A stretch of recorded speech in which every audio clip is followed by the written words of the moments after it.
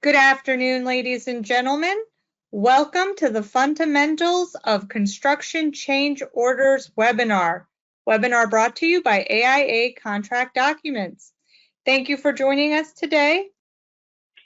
Just a disclaimer here. This program and accompanying materials are provided for general AIA Contract Documents informational purposes only, not provided as legal advice. So the information should not be used for that purpose. We recommend that you seek appropriate legal counsel. This presentation is protected by U.S. and international copyright laws, so reproduction, distribution, display, and use is prohibited. This program is also will be registered for one AIA learning unit with the American Institute of Architects. So for now, I will go ahead and turn it over to one of our co-presenters, Sal Verastro, to introduce himself. Sal, take it away.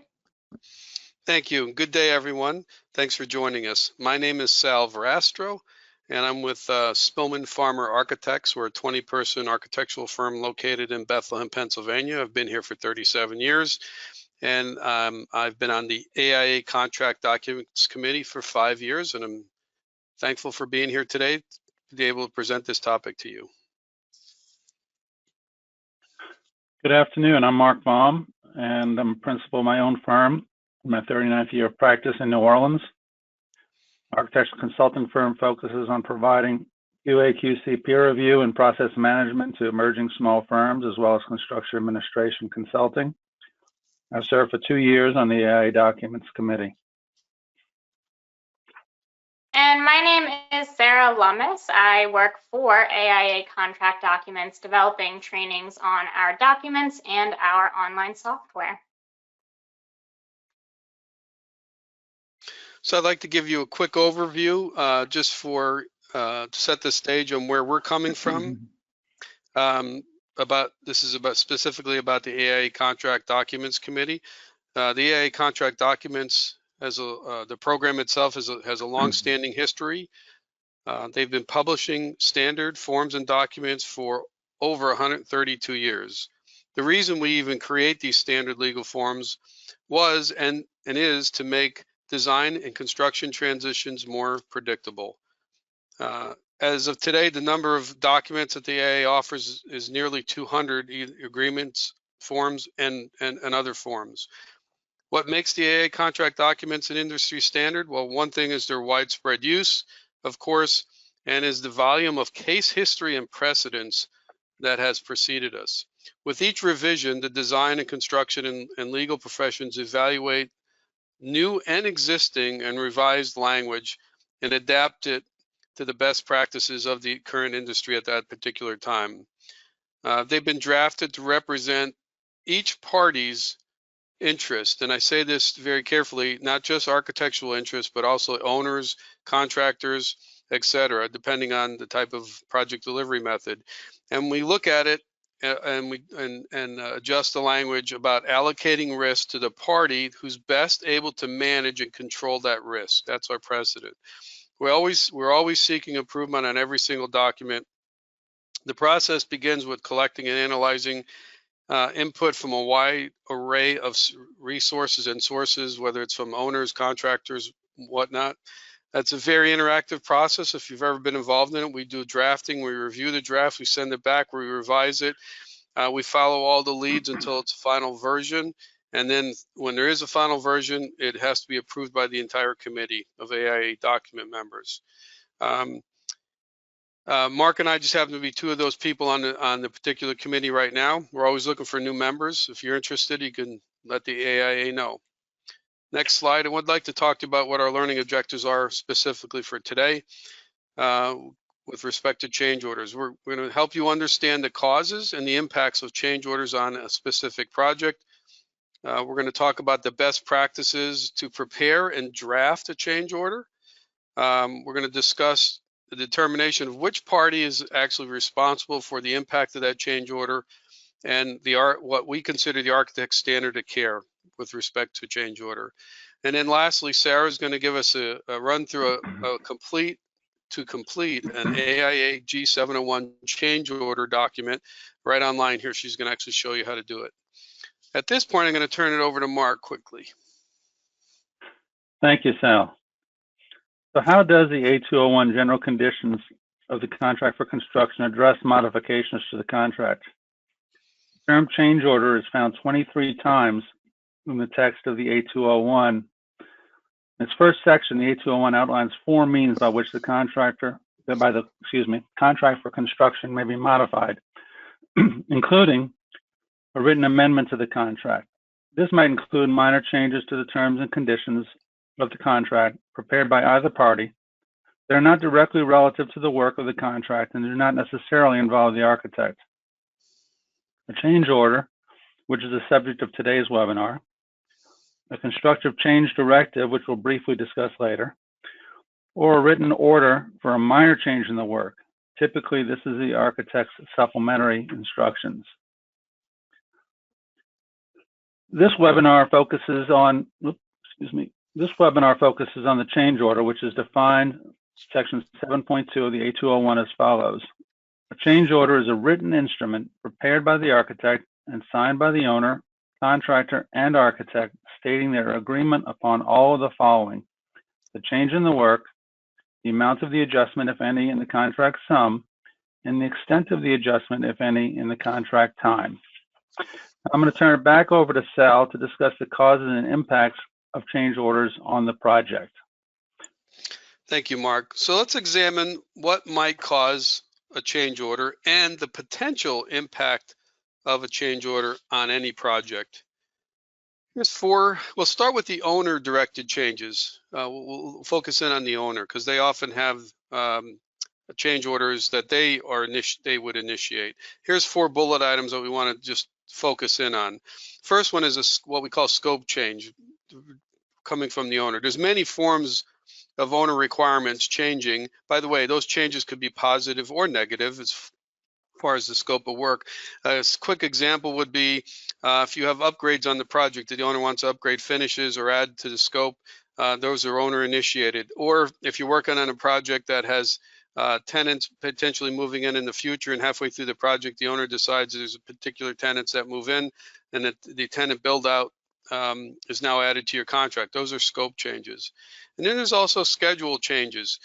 This can come in various forms as well. If you have lease obligations or tenant openings or milestones dates that have to be met, and those get extended or increased, in other words, move either way on the schedule, those are potential changes, change orders that come across not only for the contractor, but for the architect as well. Then there might be the other thing, the owner always has the right to carry out the work. And if you look at the AIA A201 General Conditions, this 2017 version, which we're going to be referencing throughout this presentation, the owner has the right to always carry out the work. And this may be caused by the contractor. For example, if the owner has a right to engage a separate contractor on the particular project, that may impact the contractor's schedule. So the owner might say, I want to use a certain subcontractor. That impacts the schedule. And let's say the contractor defaults on a project or neglects to carry out the work. If you read the specific paragraph in the 201, and I'll point it out specifically, it's the paragraph 2.5 from the AIA 201, the owner has the right to carry out the work that the contractor defaults or neglects to complete. And those charges, by bringing in a separate subcontractor to complete that work, those charges can be assigned to the general contractor as a change order, and some of the work can be deducted as well if it's done by someone else, but they could potentially roll over to a change order. The other thing was that we discussed is the owner's objection to a subcontractor, and this has often happened, I'm sure, of many people, where you get a list of subcontractors from the general contractor or a prime contractor early on in the project, and the owner or the architect objects, with a reasonable objection, by the way, to a particular subcontractor.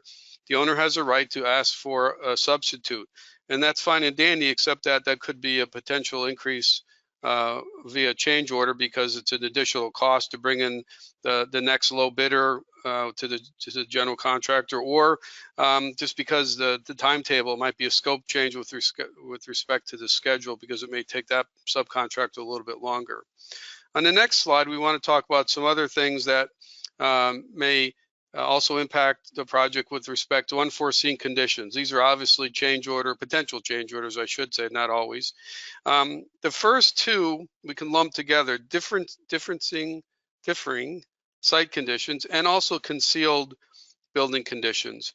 And these are highlighted in paragraph 3.74 in the AIA 201. If the contractor encounters conditions either at the site, subsurface, or physically concealed conditions in an existing building, this generally happens on renovations, the contractor is entitled to a potential change order depending on if those particular conditions cause excessive work or scope or time. These are quite common and happen more often than we like, of course. The other thing, the third item there, and this happens infrequently, but it does happen, requirements of the AHJ, the authority having jurisdiction, where there's changes in the code potentially after the contract was signed, or the code official just has a different interpretation than we do as design professionals and reads things differently and causes changes in the design, which will then may potentially be reflected in a construction change, which would be a change order. And then lastly, on unforeseen conditions, discovery of hazardous materials, lead paint, asbestos, things like that. Obviously, if these things arise in an existing condition, they're subject to a change order, which we'll talk about later on how we resolve those.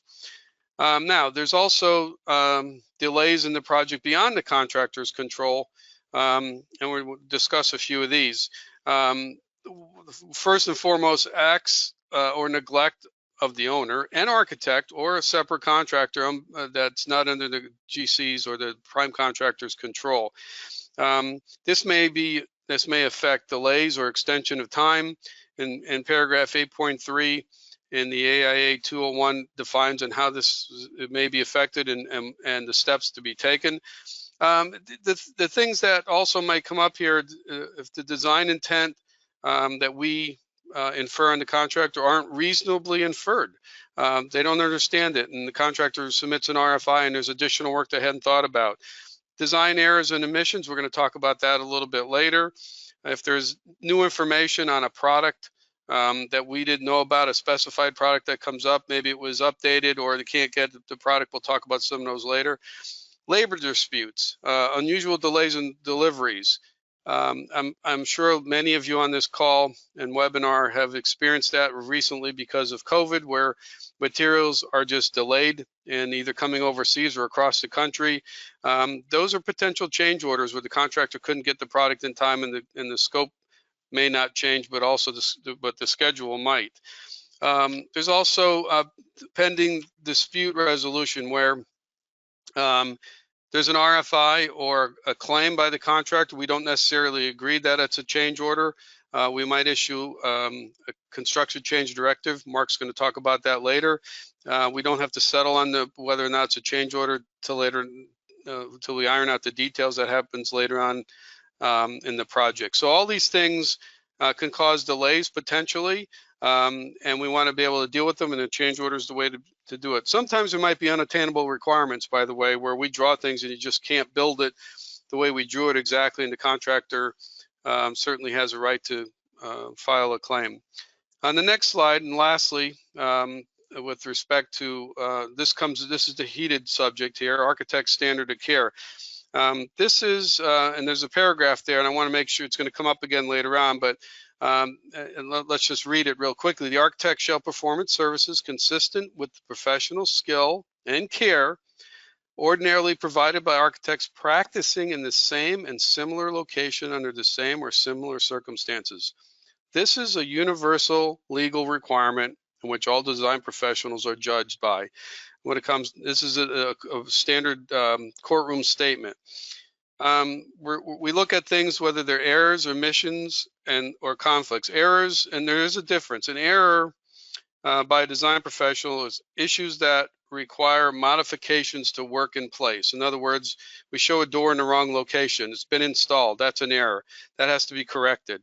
An omission is basically added scope not provided in the contract documents, but are required to complete the project. We forgot to show a clip or something that has to be added to the project, or that door, we didn't show the door, but nothing was ever installed, so it just has to be added to the scope. Those are omissions. And in conflicts are basically inconsistencies in the contract documents that potentially give rise to a contractor's claim. Not all the time. Just because we miss something doesn't mean it's a claim. We're going to get into the details on this shortly. So on the next slide, let's talk about changes to contract terms. These are things that come up later on in the project potentially, and probably one of the more popular ones is in our documents and in our projects are substitutions. With or without cost and time impacts, by the way. A substitution doesn't necessarily have to impact either one of those. It could be a simple substitution, and sometimes they're negative and sometimes they're positive. Those happen. These are we have to document the changes to the contract terms if you go ahead and issue an agreement to the substitution. Insurance. The owner has to provide insurance on the project, and if the owner's failure, if they have a failure to purchase required insurance or cancels that required insurance, the contractor has a claim that might be reflected in a construction change order. And these are all outlined in the AIA 201. If there's a loss incurred on the project, in other words, if there's a fire or a storm or thefts, something like that, those all have to be resolved to no fault of the contractor, that is. These all have to be resolved through a construction change order if there's any particular loss to the owner. And then the last two, allowances and unit prices, we're going to talk about these in more detail, but these things have to be resolved. If you have an allowance on a project and there's monies that unused allowance money, or if it goes over the allowance money that you anticipated, those all have to be resolved by a change order at some time in the project. And of course, we use unit prices to adjust these allowances, hopefully. That all occurs at the earliest at substantial completion, should be the best time you do it, but it also can happen at final application for payment as well. But normally we like to get those things resolved at substantial completion. On the next slide, closeout adjustments. And these are the things that we have to pay attention to during project closeout. Some of them we just talked about, like the allowances. If there's any delays in the project because of weather, and I hesitate to let you know that you should do this at substantial completion, because while there might be a delay early on in the project, the contractor can certainly make up time during the course of the project if the weather is conducive, that they won't have any more delays. So maybe it's a wash, or maybe the delays a lot less than initially anticipated. Also, if you have material testing back charges for whatever, the AHJ comes in and says you want certain special inspections that are required that hadn't been determined early on. Those charges might be going through the contract, or any material testing, whether it's hazardous materials. If the project has liquidated damages or bonuses related to the scope of the work related to the schedule, then those two are adjusted at project closeout as well. And last but not least, punch list credits. If we have for any unsatisfactory work, in other words, if the owner accepts work, or I shouldn't say, if they don't accept the work and the contractor decides that they don't want to repair it, there's a cost adjustment for that work that was completed incorrectly. Somebody has to assign a value to what that's worth, and the owner can go out and have another contractor repair it if they deem that necessary. But again, I say you can reconcile and settle all these items that we just talked about at substantial completion, but you certainly can wait till final completion as well. And so what are the impacts of a change order on a project? Well, there could be many of them. First and foremost, typically a project cost. Now, typically everyone looks at a change order and says, oh, it's going to cost me more money. So it's an added cost to the project. Not always the case. Sometimes we find credits in projects, or we delete the scope of work, and so they can be negative change orders, but sometimes they're positive. with an increase. But in other times, the change orders can be zero. Everyone thinks that there's a change order may be an increase or decrease, and sometimes you just have to file the change order, and it's a paper trail for us to indicate what was changed, like a product substitution that was no cost. The project schedule can be increased or decreased. These are the most difficult to assess, by the way, on how much it will affect the project in time and cost. But the best way to do this and best time to do it is at substantial completion. You have to look carefully at the critical path of the project before determining whether there's a change in the schedule. Relationships can be strained with change orders, particularly with the owner, particularly if they're contested or questionable. There's a lot of arguments between contractors and architects and owners for that matter, but there's a lot of owners who don't like change orders. They think of them as dirty words, and it does affect relationships. So we try to do our best to minimize them, but nothing's perfect. So we have to be very careful on initiating them. And morale can be affected on the job site. Excessive contract time extensions or reworking of particular work that you've rejected or changed time and time again can often reduce the morale in a lot of respects, particularly with the contractor. Lots of changes makes the morale go down, unfortunately, and it could affect the quality of work from that standpoint. Disgruntled people who think they're getting tagged with change orders certainly aren't going to give it their best effort. So it can impact the project greatly. At this time, I want to turn it back to Mark, and he's going to talk about best practices on preparing change orders. Thank you, Sal. So this portion of the webinar will address, as Sal just said, best practice to prepare and draft a change order. First, it's important to clearly understand the differences between a construction change directive and a change order. Construction change directive is a written order prepared by the architect and signed by the owner and architect, directing a change in the work prior to agreement on adjustment, if any, in the contract sum or the contract time, or both. The CCD directs the contract to immediately commence additional work or to implement a change in the work. The tool may be used where the owner and contractor have not agreed on proposed changes in the contract sum or contract time, or more commonly, to direct changes in the work, if not expeditiously implemented, might delay the project and cost the project even more. The CCD is signed by the owner and architect and is valid even if the contractor does not sign.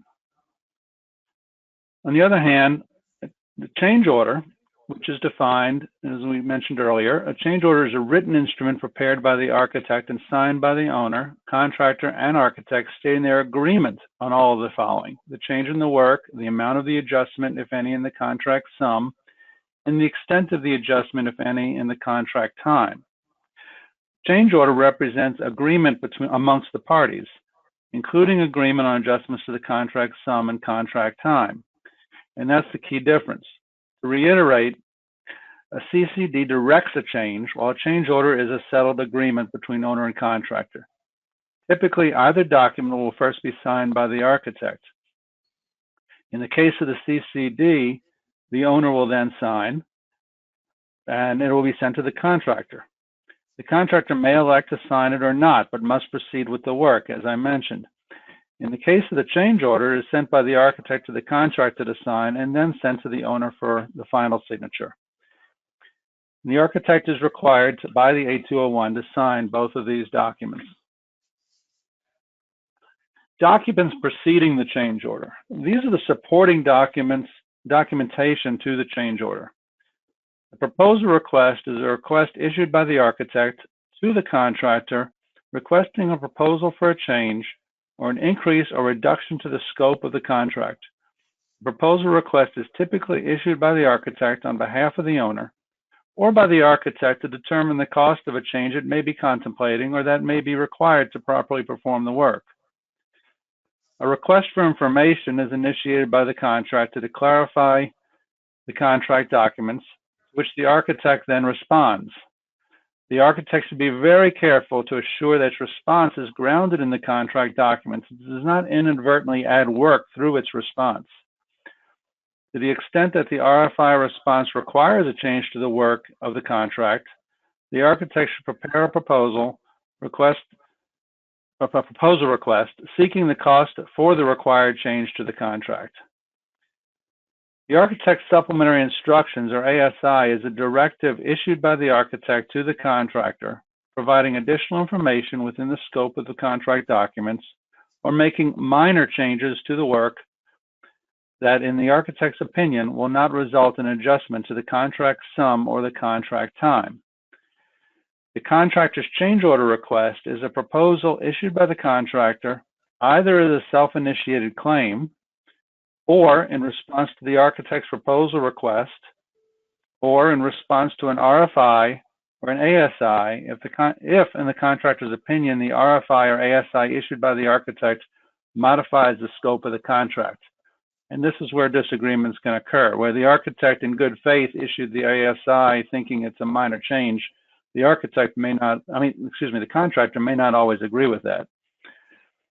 The construction change directive is also a document preceding the change order, as the scope of work directed by the CCD must ultimately be formally included in the contract through a change order.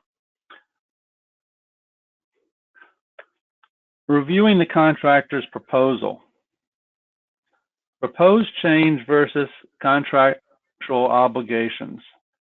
First, the architect must confirm that the contractor is not asserting a claim for work that it is already required of the contract documents and it's already his responsibility to perform. Or if he's including costs such as the general conditions and overhead that are included in the overhead and profit percentage, or for other work already contracted for. So the first task is to analyze the cost impact. Are the costs presented reasonable? Typically, the architect is not required by contract with the owner to perform a detailed estimate, but rather to assure the owner that the costs presented are reasonable, including applied labor burden rates and other factors. Confirm that quantities are correct and that the costs presented are allowed by contract. Compare with other similar proposals to see if the contractor and its subs are providing equitable credits and deducts. One example I like to use is when equipment is required on a job. Frequently, you'll receive a proposal request that will indicate the cost of a piece of equipment for a day or two and charge a daily rate. Well, if you know that that piece of equipment's already on the job and the contractor is paying for it either under his general conditions or he's paying for it on a monthly rate or a weekly rate, the cost per day is much lower, and it should be charged as a pro rata share of the cost the contractor is already incurring. If he does it per day, then he's dealing with a much higher cost to the owner. And the contractor is typically not required to credit overhead and profit on deductive change orders. And this is because he's already incurred expenses. He's got expenses to deal with the change. And so it's usually common practice not to return overhead and profit on deductive change orders. Analyzing schedule impact. Most architects are not experienced in analyzing schedule logic. But is the schedule impact reasonable? Most important, does the proposed change impact a critical path? If not, there should not be an increase in contract time. So if the work is being performed that is not critical to the time of the contract, it's something often separate from those items that are critical to maintaining the schedule, it really should not affect the schedule. Could the contractor have mitigated delays by adjusting other activities? Are there concurrent delays that are already the responsibility of the contractor? Negotiation. If not in full agreement with the contractor's proposal, the architect is to respond to the contractor detailing the reasons for disagreement, then proceed to negotiate as needed to reach an equitable agreement. Lastly, discuss impacts with the owner and seek approval. Once in agreement with the contractor's proposal, visit with the owner to explain the cause for the change, review the cost and time impacts, and seek owner's approval of the proposed adjustment to the scope, the contract time, and the contract sum.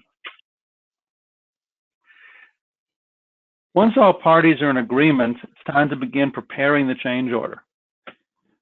And this is critical, as we talked that previously, the definition of a change order is a change to the scope, the cost, and the time, or one of those items. The description of the change order should be clear, succinct, and complete. It does not need to repeat all the details contained in the supporting documentation, but should be adequate for a third party to generally understand the change and its impacts. The change should be described in terms of the change to the contract documents. In other words, you should use and reference the contract documents and saying, we are changing detail A4 on sheet A21, and then discuss what documents are implementing that change. So relative to scope, it's very important to reference the architect's documents because the architect is the one setting forth those requirements. And those are the documents to be changed, as well as documents prepared and issued by the architect to describe in detail the change. For cost and time, state the total of the contractor's proposed change to the contract sum and the contract time as per the contractor's proposal, referencing its proposal. So going back, the scope should be referencing the architect's documents because the architect establishes this change in the scope, and the time and cost should be referencing the contractor's proposal because he is setting those parameters. Now you can include multiple change items in a single change order. And I've established a format by which I like to describe a change. I'll number the change, maybe a sub number if you have multiple items in the change order. And I'll start by saying furnish all labor, materials, and equipment to, and then you insert whatever that change is, in accordance with whatever documents are being changed, issued by the architect, and the date of those documents. Then I'll say adjustments to the contract sum and contract time shall be in accordance with the contractor's change order request, or whatever he calls that document, dated such and such. Following that, we'll say add or deduct or no change to the contract sum, and then add or deduct or no change to the contract time, whatever the case may be. If you keep that a similar format for everything, it'll be very consistent and very clear to the reader. Attachments and finalizing the change order. Now we're in the home stretch now. I always like to have a baseball metaphor in my speeches. After describing the change and the impacts of the contract sum and contract time, I suggest adding a line for attachments. The attachments include each of the documents that preceded the preparation of the change order and which become the supporting documents for the change order. List each attachment referenced in the scope description, other relevant attachments with the date of the attachment behind it. Those are going to include, as we mentioned before, the RFI, the ASI, CCD if there is one, newer revised drawings or specifications if issued, proposal request from the contractor, and the contractor's proposal or the change order request. Excuse me, proposal request from the architect. Finalizing. Then, of course, compile all attachments and issue with the change order. Once the change order is finalized, it is common to print and triplicate, one original for each signatory. The architect typically signs first, followed by the contractor, and then by the owner. Alternatively, and we've gotten used to doing things electronically these days, so if the parties agree, all can be handled electronically in PDF form. So I'm now going to turn it back over to Sal, and he's going to discuss which party is responsible for the cost of a change order, and then we'll talk about the architect's standard of care. Sal? Thank you, Mark. And we're going to tag team this a little bit, but the following, and actually the entire presentation, these are not our opinions. We're discussing the topic of change orders with respect to the contract, our contract as architects, the language that's in our contracts. Okay, and basically we want to talk about the owner's responsibility. The owner does have responsibility for change orders, particularly if they're obviously owner directed. scope or schedule changes. Any changes that the owner initiated, obviously they're responsible for the cost. Unforeseen conditions. No one's at fault here. The owner has to pay the cost of any of those potential change orders if they see fit to do that. Obviously, we discussed matters beyond the contractor's control. It's absolutely 100% the owner's responsibility if they chose to do that as well. And then it comes down to, obviously, the most critical one is architect's errors and omissions. By our contract, and basically in a lot of state laws, the owner's ultimately responsible for paying for the architect's errors and omissions. And Mark's going to talk a little bit about why that happens and why that's true. This is a hard pill for owners to swallow and some architects as well. But the contractor also has some responsibilities as well. If there's a substitution on the project, whether it's known or unknown, the contractor is responsible for paying the difference in that substitution. And if there's a credit involved, the contractor is responsible to be fair and reasonable and appropriate to the owner and give money back where it's appropriate. And if it costs more, then you need to let the submit a proposal request as Mark described, and we can make those determinations. There's also credits potentially coming back to the owner, such as allowances and unused materials. Those two are the contractor has responsibility to be fair and equitable to the owner. There's strong and deliberate language in the AIA documents to determine the cost of a construction change order, positive or negative. If they're positive, in other words, additional cost, a contractor can't arbitrarily just overcharge or gouge an owner for a change order. It's not reasonable, and there's language in there to protect it. On the flip side, he can't undercharge the owner and not give him full credit. That's not fair as well. We as architects have to be vigilant in defending and protecting the owner with respect to the final closing out of these change orders. Mark's going to talk about architect liability at this point. All right, so this is the crux of it. Is the architect liable? The architect and his consultants may be responsible to the owner to cover the cost of a change, subject to the architect's standard of care set forth in the architect's agreement with the owner. In the AIB 101, agreement between owner and architect, the standard of care states, the architect shall perform its services consistent with the professional skill and care ordinarily provided by architects practicing in the same or similar locality under the same or similar circumstances. The architect shall perform its services as expeditiously as is consistent with such professional skill and care and the orderly progress of the work. What this means is that the architect is not expected to be perfect, but also is not expected to be negligent in performing its services. Change orders can be expected, not all due to the architect.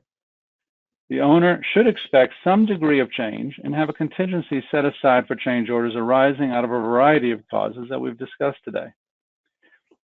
Change orders arising out of the architect's performance may be due to errors, which are, as we previously discussed, issues that require modifications to the work in place, and that otherwise are costs that the owner would not have otherwise have incurred.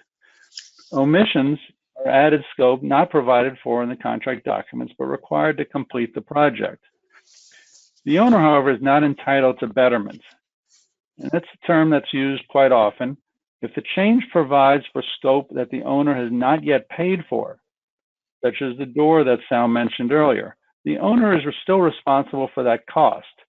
I've heard some say the owner must pay for the project once. In other words, the architect is not responsible to buy any part of the project.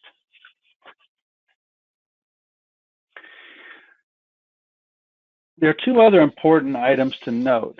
The architect does not pay for the change order directly. The architect and its consultants are never directly responsible to the contractor for the impact of a change, but rather are responsible to the owner. Therefore, the change order document does not include any provision for the architect to pay the cost. Why? Simple. It's because the architect is not a party to the contract for construction. It's sometimes common on small projects or private projects in particular where there is an issue, and the architect, from a business standpoint, doesn't really want to ruffle the feathers of the owner and wants to just take care of things quickly. He may agree with the contractor to correct something and pay the contract, be invoiced separately and and contract and pay for that himself. And you can do that on a private project. You certainly cannot do it on a public project, because then you'd be contracting separately for work on a public building, and that would be probably substantially to your detriment. And also, if you do that, either on public or private work, your property, your professional liability insurer probably not cover the expense, because there's no claim filed. It's an agreement between the parties to take care of those issues. Second issue is withholding costs from the architect's fee. In the B101, section 1110 2.2, it states, the owner shall not withhold amounts from the architect's compensation, impose a penalty or liquidated damages on the architect, or to offset sums requested by or paid to contractors for the cost of changes in the work, unless the architect agrees or has been found liable for the amounts in a binding dispute resolution proceeding. And you may agree, but the architect may agree for all or part of a change due to its error or omission, or in the case where the architect does not agree, the owner must make a claim against the architect. The architect may then engage its professional liability insurer to defend the claim and pay if the architect is found to be liable. If the architect agrees to an offset of its fee without going through a claim, its insurer may not provide coverage, and the architect may not be able to recover its loss. So the provision is set up such that the owner actually needs to make a claim against the architect, so the architect, if it desires, can invoke its insurance. If not, you may be found holding the bag. So we're going to turn this over to Sarah Loomis now, and she's going to go through a demonstration on completing the AIG 701 in the online service. Sarah?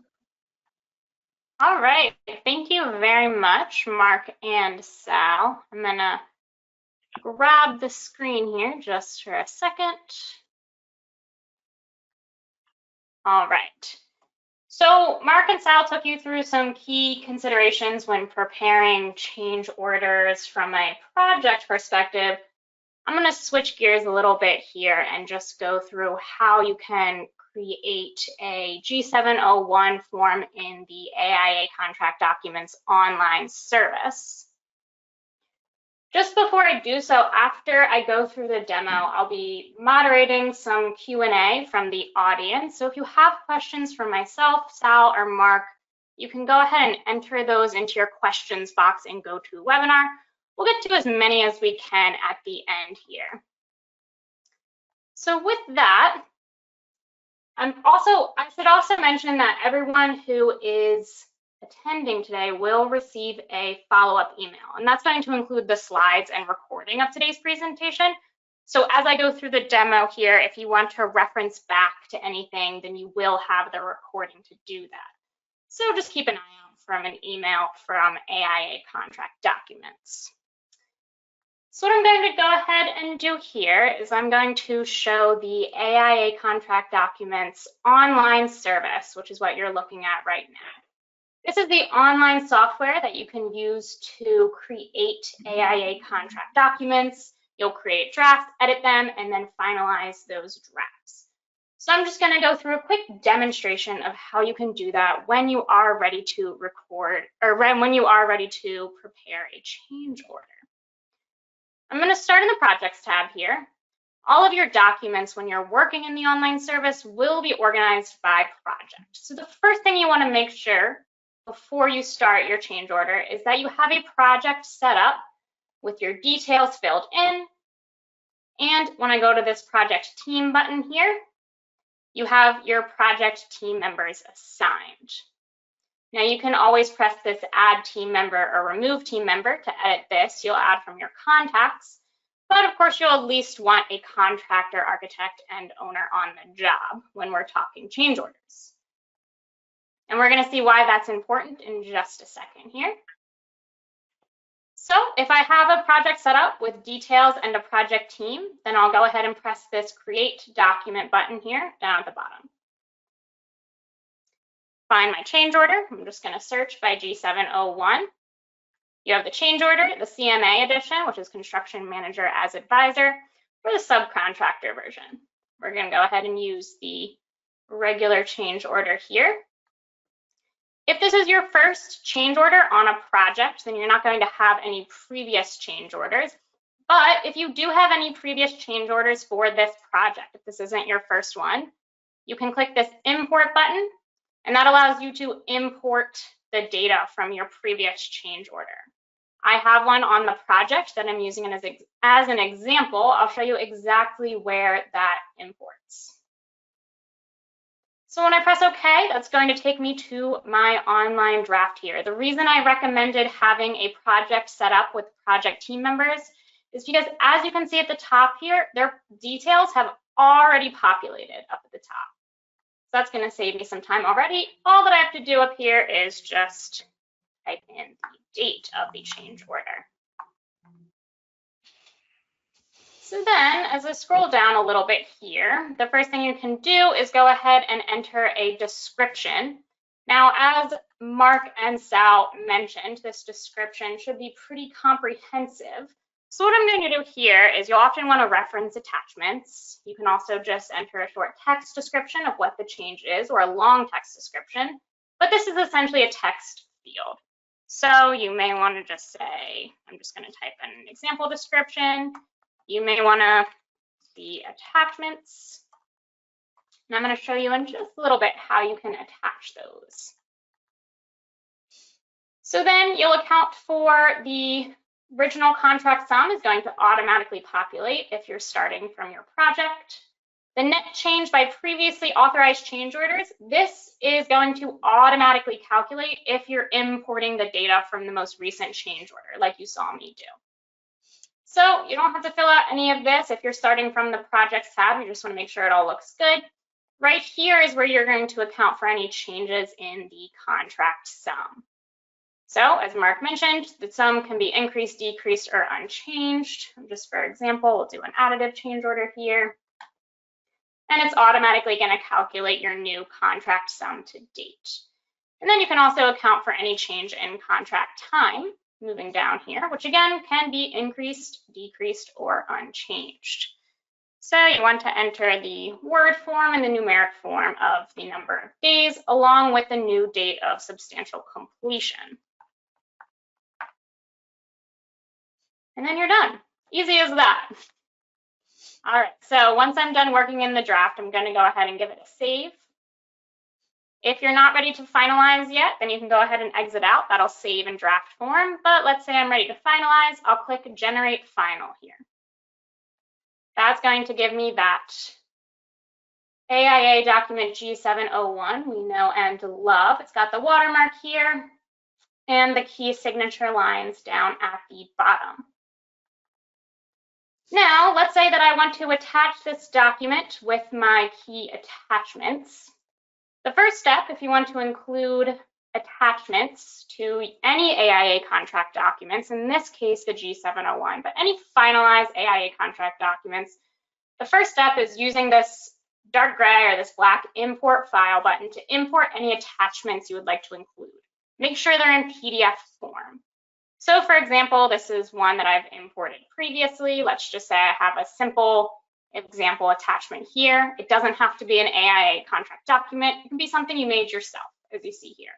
As long as it's in PDF form, use that import file button, get all those attachments into your project documents. Then what you're going to go ahead and do, I'm going to go back to the projects tab here, press the project manual button. And then I'm going to find my project over here on the left and simply just check off anything I'd like to combine. I can reorder, get the documents all in order I like using these arrows over here on the right. Let's just say this is pay period 2. You can name it, of course, whatever you want. And when I press OK down at the bottom here, that's just going to go ahead and combine those PDFs for me. So that the function of this is to get all your PDFs in one file, if that's for your own filing purposes or other members of your project team. So I see it here in my recent documents. I'm going to open that up. And we have our combined document. So again, even though this is a locked PDF, if you want to add anything to the beginning or end, just use that project manual feature.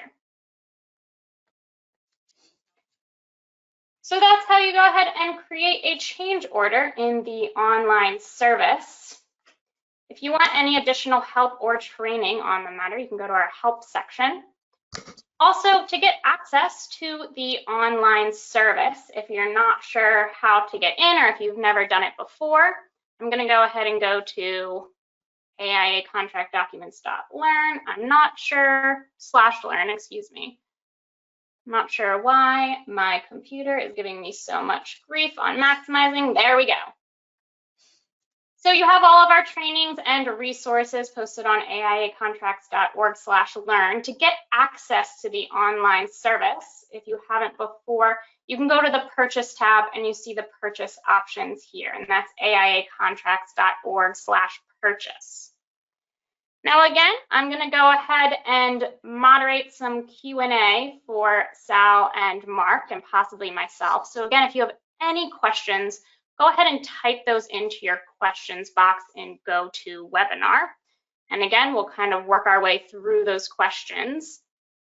If you have any questions that come up after this webinar, or if we do not have time to get to your question, then we have several resources that we can send you to. Of course, I showed you the AIA Contract Documents Learn page, the AIA Contract Documents Help page.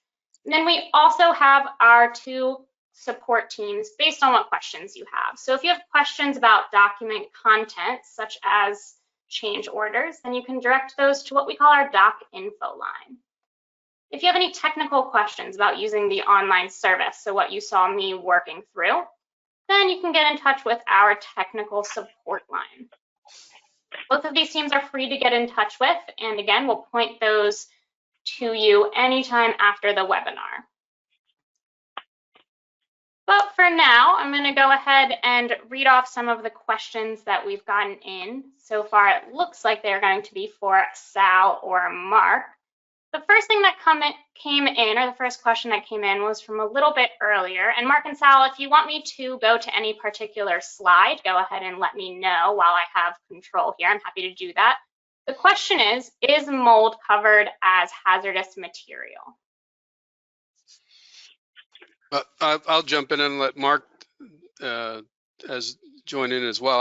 I think it is if it was unforeseen. It's a hidden condition, and it was something, let's say, obviously on an existing condition that was uncovered, that would definitely be covered, except if it was caused by the contractor's failure to keep the building watertight for whatever reason, and that was one of the requirements under the construction contract, that they need to keep it tight. But typically, mold takes time to grow. So if I anticipate that when you see something like that, it's definitely considered a hazardous material. If it's on new construction, obviously that's on the contractor for the most part. But we're thinking about existing conditions. Mark? I think that's pretty succinct. I have nothing to add to that. All right, thank you. So the next question that's come in is, often when change orders cause an increase in costs, those costs are not in the budget. Do you guys have any recommendation for provisions for budget contingency to provide for those unknown changes? I'll take that.